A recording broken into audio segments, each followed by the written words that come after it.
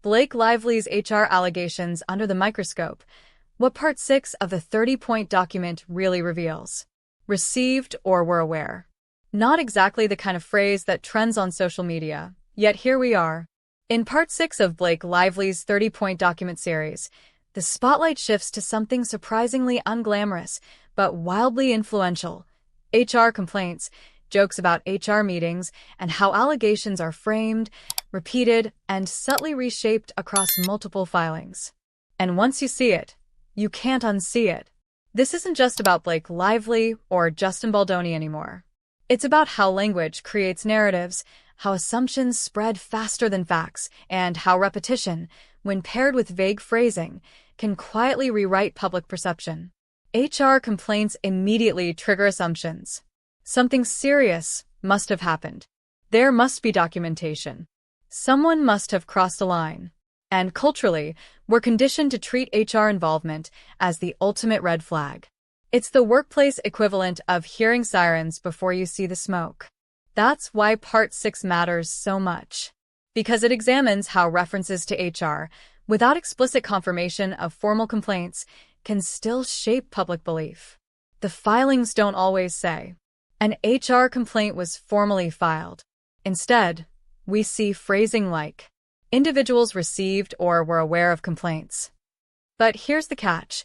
Aware doesn't mean documented, and received doesn't clarify how or in what capacity. Was it a casual conversation? A comment overheard? A secondhand mention? This is where interpretation takes over, and interpretation is where narratives are born. When the same allegation appears across a CRD filing, a complaint, a follow-up filing, a summarized media report, it starts to feel confirmed, even if the underlying language never changes. Part 6 carefully tracks how the same HR-related claims are repeated and reframed, sometimes with slight wording adjustments that dramatically affect how readers interpret them. One version might suggest awareness of grievances. Another subtly implies formal complaints existed. And suddenly, public discourse shifts from were there HR complaints to why were HR complaints ignored? What's striking isn't just the interaction itself, but how it's reused across multiple documents, each time with subtle but meaningful shifts in description. The facts don't necessarily change, but the emotional takeaway does. Part 6 highlights how small language choices can tilt an incident towards severity or ambiguity, depending on what details are foregrounded or omitted. And when those versions coexist in the public sphere, tension builds. So, how does this square with sworn testimony? That's where things get even more complicated. The analysis doesn't paint anyone as flawless. In fact, it openly acknowledges Baldoni made at least one poor judgment call. Certain actions may have been ill-considered. Context matters, but doesn't excuse everything. Let's circle back to those 3 words. Received or were aware. Why do they matter so much? Because legally and culturally, there's a massive difference between a formal HR complaint on record, informal awareness of concerns.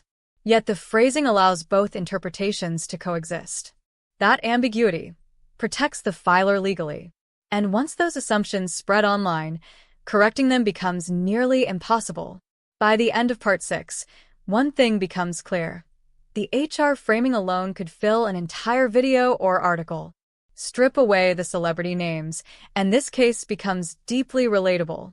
How many conflicts escalate because someone assumed intent?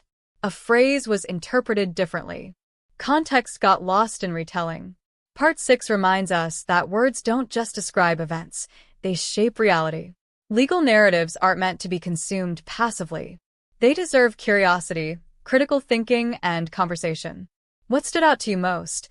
The HR wording, the repeated framing, or the bar scene inconsistencies?